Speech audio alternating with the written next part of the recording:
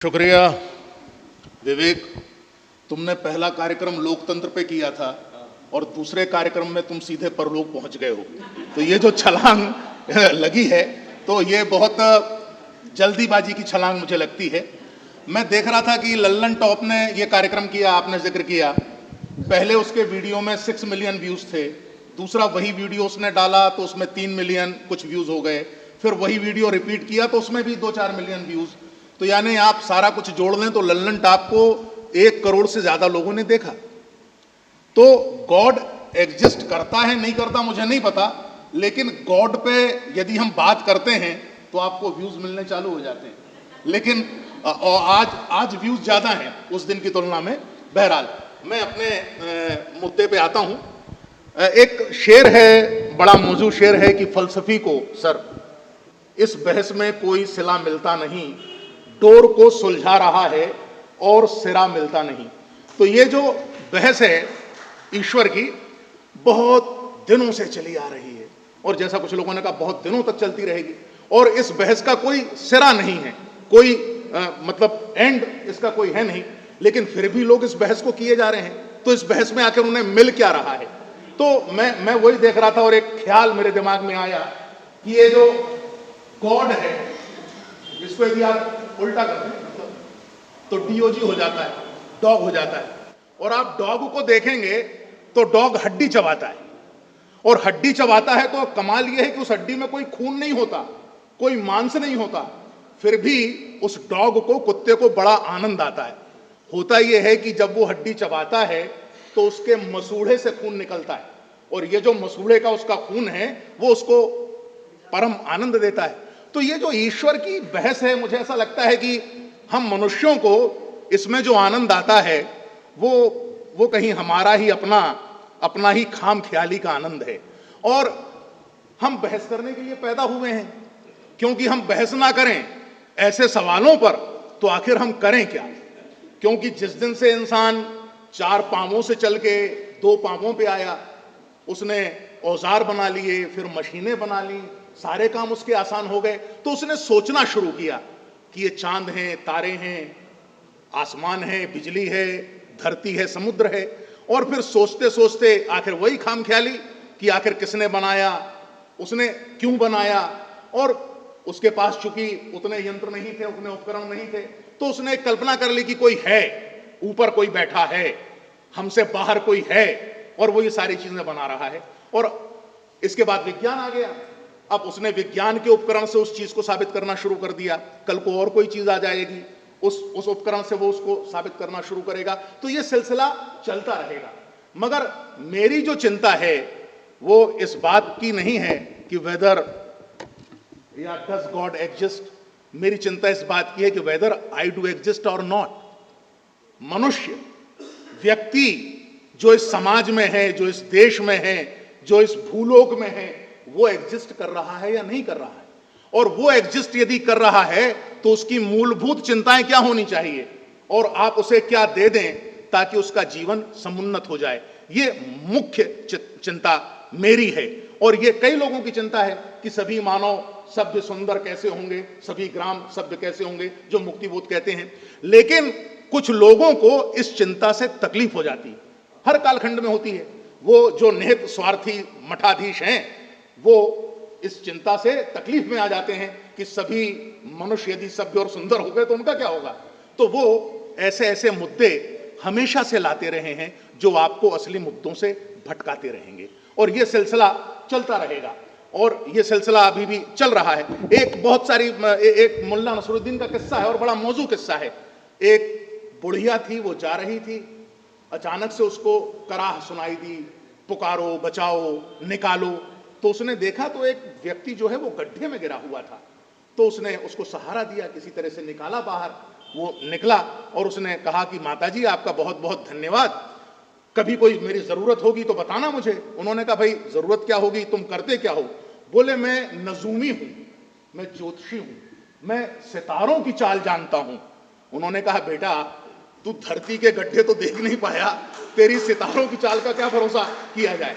तो weather God exist और not, does God exist और नॉट, ये चिंताएं हैं, वाजिब चिंताएं हैं, लेकिन असली चिंताएं हमारी आज के समय में, आप कह रहे हैं कि ट्रंप ने उठा लिया वेनेजुएला के प्रेसिडेंट को उनकी पत्नी सहित, तो भाई दुनिया में कहीं कोई किसी तरह की संप्रभुता, सॉवरेनिटी किसी स्टेट की है? कहीं कोई नियम है? कहीं कोई कायदा है? और यदि है तो फिर गॉड क्या कर रहा है? वो एक सज्जन बोल के ही गए थे कि भुखमरी क्यों है और बलात्कार क्यों हो रहे हैं और अत्याचार क्यों हो रहे हैं। तो यदि अब इनसे हमें ही मुकाबला करना है और हमें ही बचाना है, तो फिर इस गॉड की हमें जरूरत क्या है? फिर हम इसका करेंगे क्या? कपिल जो सांख्य दर्शन है, जो आपने चारवाक की बात करी, लोकायत, हिंदुस्तान की परंपरा में, भारतीय परंपरा में दर्शन की कई शाखाएं हैं और कई शाखाएं ऐसी हैं जो न आत्मा को मानती न ईश्वर को मानती, फिर भी वो दर्शन की शाखाएं हैं और उनमें नैतिकता रही। बुद्ध ने तो कोई ईश्वर नहीं माना, अनिश्वरवादी हैं, अनात्मवादी हैं, वो कहते हैं कोई आत्मा नहीं होती। लेकिन अब आप कहें कि जो बौद्ध को मानते हैं वो बड़े अनैतिक हैं। जो लोग कहते हैं ना कि ईश्वर को नहीं मानते, तुम्हारी नीति का क्या होगा, तुम्हारे उसका क्या होगा, तुम एथिक्स का क्या होगा, पूरी मारकाट मच जाएगी। तो मुझे तो नहीं लगता कि किसी बौद्ध ने काफी मारकाट की हो या अत्याचार या उस तरह से किए हो, बुद्ध नहीं मानते। तो कपिल जो सांख्य दर्शन है वो उसमें एक उदाहरण देते हैं ईश्वर के बारे में, और वो बड़ा अच्छा उदाहरण है। वो कहते हैं कि बकरी के स्तन की तरह है ये बहस। बकरी का स्तन होता है ना, बकरी के गले का स्तन, सॉरी, एक तो बकरी का स्तन होता है जिसको आप दोते हैं दूध, और फिर बकरी के लटक जाते हैं स्तन। तो वो कहते हैं कि ये पूरी जो बहस है, ये जो आप कह रहे हैं, वो बकरी के स्तन, गले के स्तन की तरह ईश्वर है, यानी उसकी कोई उपयोगिता, उसका कुछ लेना देना आपके जीवन से नहीं है। और उनका सूत्र वाक्य ही है कपिल का, ईश्वरः सिद्धः, ईश्वरः सिद्धः, यानी इस तरह से ईश्वर असिद्ध होता है। वो पहले प्रत्यक्ष प्रमाण की बात करते हैं कि प्रत्यक्ष प्रमाण कहीं देखता है क्या है जो विज्ञान कहता है। फिर अनुमान प्रमाण की बात करते हैं कि अनुमान लगाइए बुद्धि से, और उसको भी कहते हैं कि यहां ईश्वर नहीं है। और इसके बाद एक तीसरा प्रमाण की भी वो बात करते हैं और कहते हैं कि इस तरह से ईश्वर अशुद्ध, ईश्वर नहीं है।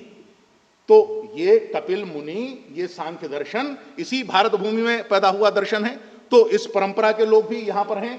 मीमांसा का दर्शन है, न्याय का दर्शन है, और चारवाक जिसकी आपने लोकायत की बात करी कि ऋणम कृत्वा घृतम प्रवेद भस्मीभूत से देह से पुनरागमनम को, तो उन्होंने ये कहा कि एक व्यक्ति, हम लोग करते हैं यहाँ पर ऐसे, वो पितरों को पानी दे रहा था या कुछ, तो उन्होंने कहा कि भाई तुम अपनी ये पोटली में क्या लेके आए हो?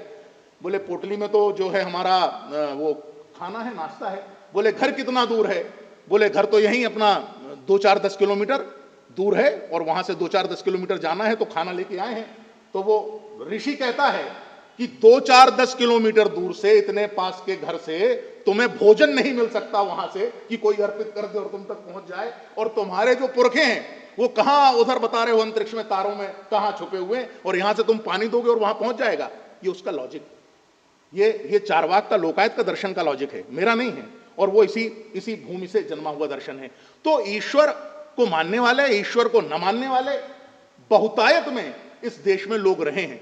लेकिन धीरे धीरे हुआ ये कि जो धंधा, जिसकी बात कई लोगों ने कही कि किस धंधे में मुनाफा ज्यादा है, तो जाहिर है कि यदि गॉड रहेगा, ईश्वर रहेगा, तो उसके धंधे में मुनाफा है। वरना आप ईश्वर को नहीं मानते तो क्या बनाएंगे?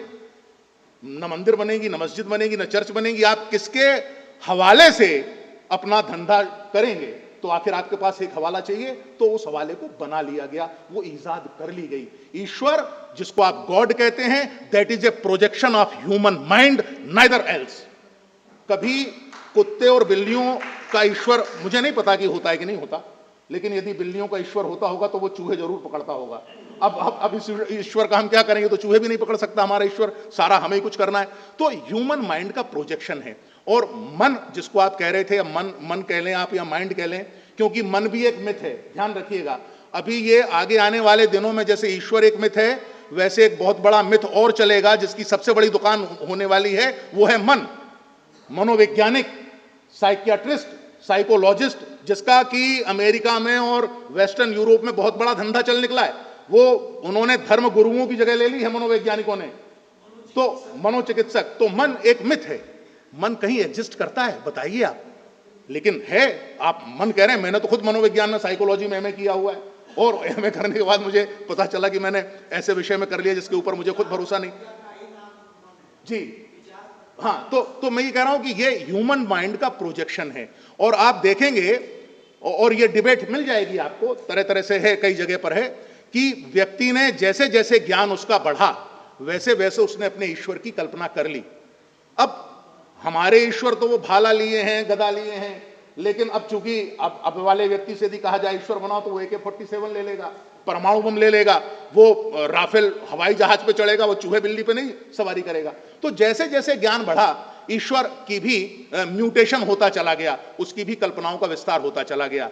अब उस बेचारे गरीब को अपने आप को प्रमाणित करने के लिए विज्ञान का सहारा लेना पड़ा, क्योंकि अब सबसे बड़ी सैंक्टिटी, सबसे बड़ी अथॉरिटी विज्ञान हो गया। तो अब विज्ञान से आप उसको प्रमाणित करिए। अब किस दलील से उसको प्रमाणित करेंगे, किस विज्ञान से प्रमाणित करेंगे? विज्ञान तो पदार्थ का है, और यदि ईश्वर पदार्थ है तो फिर उसकी कोई उपयोगिता नहीं है। और यदि पदार्थ नहीं है, चेतना है, तो ध्यान रखिएगा कि कोई भी चेतना पदार्थ के बगैर रह ही नहीं सकती। आज तक तो मुझे नहीं मिली। आप जीवित हैं तो चेतन हैं, मर जाएंगे तो चेतन नहीं होंगे। आदमी कुछ नहीं सोचता मर जाने के बाद, आदमी कुछ नहीं बोलता मर जाने के बाद। उदय प्रकाश, आदमी जब कुछ नहीं सोचता, आदमी जब कुछ नहीं बोलता, आदमी मर जाता है।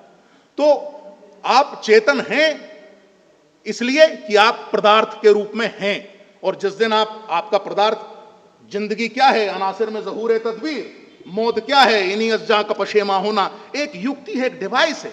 और अब इस डिवाइस को आप ईश्वर कह लें, कुछ भी कह लें, विज्ञान कह लें, ये आपका मन है, ये युक्तियां हैं, और वो है तो जीवन है, और वो युक्ति बिखर गई तो जीवन बिखर गया, फिर सारी चेतना चली गई। कहीं कोई यूनिवर्सल कॉन्शियसनेस कुछ नहीं है। मैं आपको बता दूं कि कोई भी वस्तु इस पूरे ब्रह्मांड में एग्जिस्ट इसलिए कर रही है क्योंकि आप कॉन्शियस हैं, आपकी चेतना में वो वस्तु उपस्थित है। यदि आपकी चेतना में वो वस्तु उपस्थित नहीं है तो वो वस्तु अनुपस्थित है। जब देखने वाला कोई नहीं, जल जाए तो क्या, बुझ जाए तो क्या। यदि कोई चेतन मस्तिष्क नहीं है इस ब्रह्मांड में तो ईश्वर नहीं है, प्रकाश नहीं है, सूरज नहीं है, चांद नहीं है, कुछ नहीं है। वो हैं पर नहीं है, क्योंकि उनको समझने वाला, महसूस करने वाला, उनके एग्जिस्टेंस को साबित होने वाला कोई भी चेतन तत्व मौजूद नहीं है। इसलिए मेरी जो सबसे बड़ी बात है, और इसके बाद मैं खत्म करूंगा, वो ये है कि गॉड है या नहीं है वो एक बात की बात है, लेकिन जो गॉड जिनके कारण से है, यानी मनुष्य, उनकी चिंता की जानी चाहिए, उन्हें बचाया जाना चाहिए। बाकी छोटी मोटी दुकानें हैं वो चलती रहेंगी, चलती हैं। और एक बहुत छोटी सी मैं बात कर दूं कि ईश्वर नहीं है ये मानने के बाद भी मैं ईश्वर को मानता हूं, मगर मैं जिस ईश्वर को मानता हूं उस ईश्वर को आप नहीं जानते, और आपको मैं जानने, मतलब मेरे लिए कोई उसमें आनंद भी नहीं है, ना मेरे लिए कोई वजह है कि मैं बताऊं कि मैं किस ईश्वर को मानता हूं, क्योंकि वो आपके किसी काम का नहीं है। वो मेरे काम का है, मेरा प्रोजेक्शन है, मेरे माइंड का प्रोजेक्शन है, और वो मेरे साथ रहता है, मेरे साथ उठता बैठता है। जब मेरा मन करता है तो उसको मैं किक आउट भी कर देता हूं, और जब मन करता है बुला भी लेता हूं। अब जैसे मेरे फादर हैं, डायलिसिस उनकी होती है, उनको पीड़ा होती है, मुझे भी वो होती है, तो मैं कहता हूं कि ईश्वर मदद कर, तो कौन सा ईश्वर मदद करेगा? वो मेरा ईश्वर है, वो मेरा क्रिएशन है। तो कहीं ना कहीं व्यक्ति के ईगो को सरेंडर करना होता है।